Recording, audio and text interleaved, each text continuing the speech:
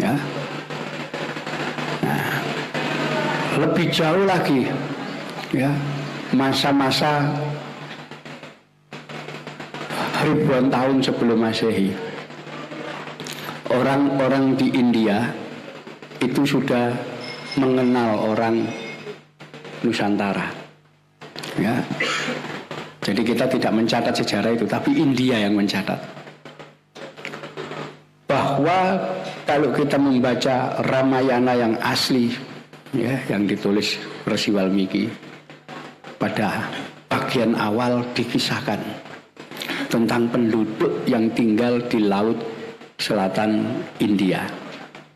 Mereka menyebut Kalakeam. Ya, itu bahasa Sanskerta. Kalakea itu artinya monster laut. Jadi orang India tidak menganggap kita manusia, tapi monster. Kenapa orang India punya catatan seperti itu? Karena menurut catatan mereka, para Kalakeam ini kalau sudah naik ke daratan India, itu muncul dari lautan dengan berenang. Ya, kita bisa bayangkan, ya, dari Sumatera berenang sampai ke India. Memang nggak jauh, dekat, ya, tapi ya puluhan kilo, ya, itu udah naik ke India. Ya. Bahkan digambarkan tempat dewa-dewa, ya, yang namanya Indraloka, tempatnya Dewa Indra, diserang sama orang-orang dari laut. Ya, itu.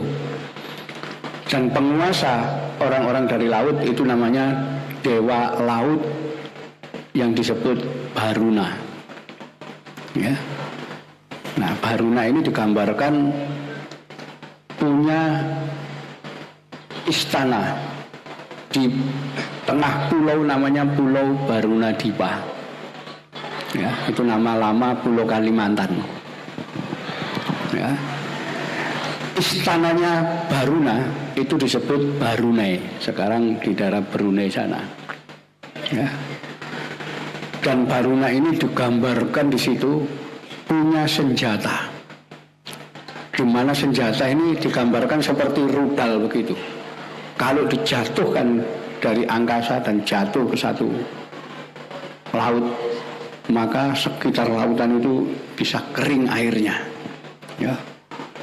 Jadi mulai zaman kuno orang Indonesia ini dikenal teknologinya tinggi. Ya, jadi itu yang harus kita warisi dalam mempelajari sejarah. Sejarah orang Indonesia kuno ternyata bangsa yang peradabannya tinggi. Ya, orang India mengakui orang-orang Indonesia itu pinter-pinter. Orang Cina juga mengakui orang Indonesia pinter-pinter. Ya. Sampai sekarang, ya, itu kenyataannya orang Indonesia pinter-pinter. Apa buktinya orang Indonesia pinter? Setiap kali anak-anak Indonesia mengikuti Olimpiade Matematika, pasti meraih juara 1, 2, 3 dan juara favorit. Itu tiap tahun. Ya. Fakta. Ya. Jadi kalau ke gedung Kementerian Pendidikan Nasional di Senayan sana, silakan masuk.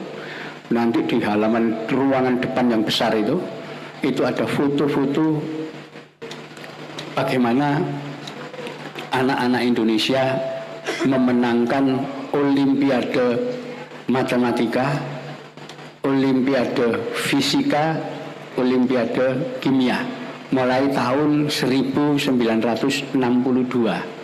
Ada itu fakta. Ya, cuman yang aneh, orang Indonesia tidak pernah mengumumkan kemenangan yang begitu. Ya. Yang diumumkan itu apa? Main sepak bola kalah, itu diumumkan. Orang menyanyi band itu diumumkan. Tapi kalau pemenang ilmu pengetahuan gak diumumkan karena dianggap gak penting. Ya, itu bukti, ya, kemenangan-kemenangan Olimpiade itu bahwa orang-orang Indonesia ini pinter-pinter. Ya, itu kenyataan. Kenapa bukan anak dari Jerman, dari Perancis yang menang? Anak Indonesia. Ya, karena memang pinter. Itu kenyataan.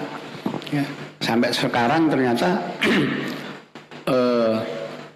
ada generasi yang disebut generasi Z, yaitu anak yang sekarang usia di bawah 22 tahun. Ya, ini anak generasi Z, anak-anak yang pinter dan menyebut generasi milenial. Ya, ini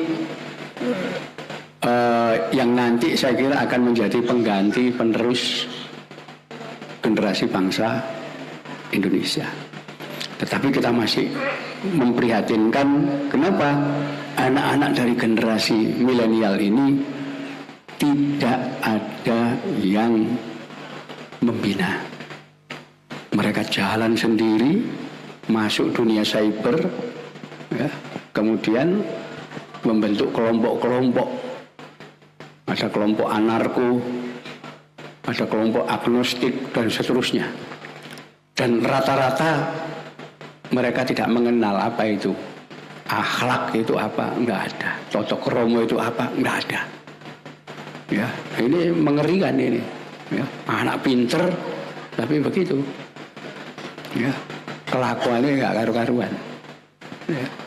Tapi mau tidak mau anak ini yang nanti akan menggantikan kita karena bubar ini. Ya, kenapa? Orangnya nggak punya akhlak. Ya, pinter-pinter. Salah satu contoh anak-anak ini pinter. Tahun 2013, 115 situs di Israel dihancurkan sama anak-anak ini. Ya, Israel marah-marah. Dia tahu yang bikin anak Indonesia, tapi tidak bisa nangkep siapa ini. Ya, anak-anak pakai nama Anonymous. Padahal jaringan ini waktu itu usianya di bawah 17 tahun. Ya, Israel sempat ngancam akan membalas ngerusak situs Indonesia. Tapi anak-anak ini kemudian apa? Menjawab tantangan Israel. Silakan Israel memenuhi ancamannya. Nanti yang akan kita hancurkan itu situs miliknya pemerintah Israel. Akhirnya pemerintah Israel takut. Ya, itu kehebatan anak-anak kita. Ya. Ini yang harus kita catat karena ini nanti bagian sejarah dari perjalanan kita. Ya, menghadapi dunia global. Jadi ke depan saya nggak khawatir tentang Indonesia ini orang-orangnya kenapa? Memang potensi manusianya, sumber daya manusianya luar biasa.